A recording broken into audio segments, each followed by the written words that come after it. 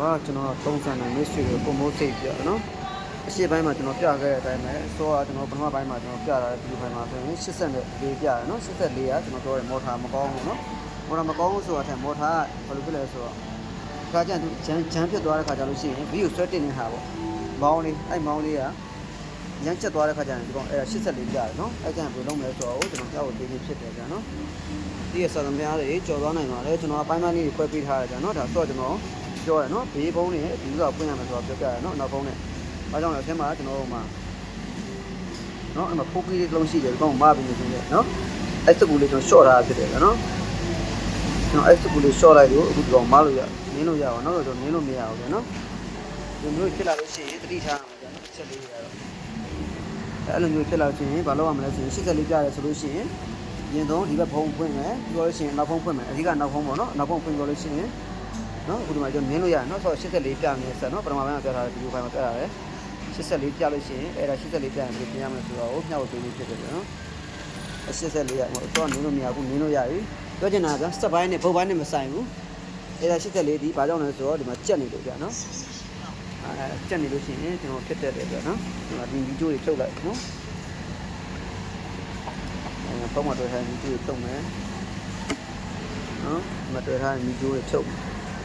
နော်ဟိုကဘာကြလဲအဖြေကိုပြောတာ84အဖြေကဘာလဲဆိုတော့ဒီကဖေးကိုဆွဲမောင်းတင်မားတင်ပေးတယ်နော်မော်တာကြက်နေတာကြာနော်အဲ့မော်တာလေးတစ်ခါကျလို့ရှိရင်ချမ်းဖြစ်သွားတဲ့ပုံစံမျိုးနဲ့အဲ့ဒါပြတယ်အဲ့ကျရင်ဘာလုပ်ရမလဲဆိုတော့ဖိုးကီးလေးနဲ့ short ပြီးတော့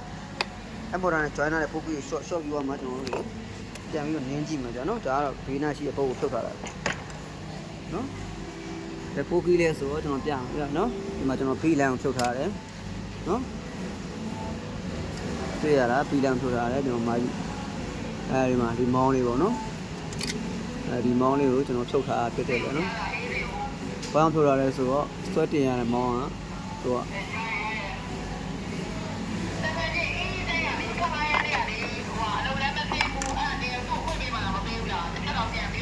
နော်ဒီမှာဒီမှာပြန်လိုက်အဲဒီမှာနော်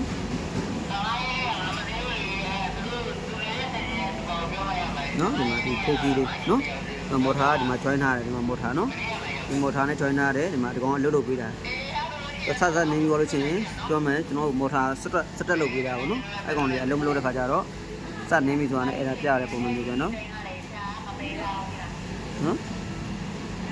အဲဒီကောင်လေးကိုပြန် short ပြီးတော့သူ့နေရာမှန်တော့ပြန်ထားပေးရမယ်ပေါ့နော်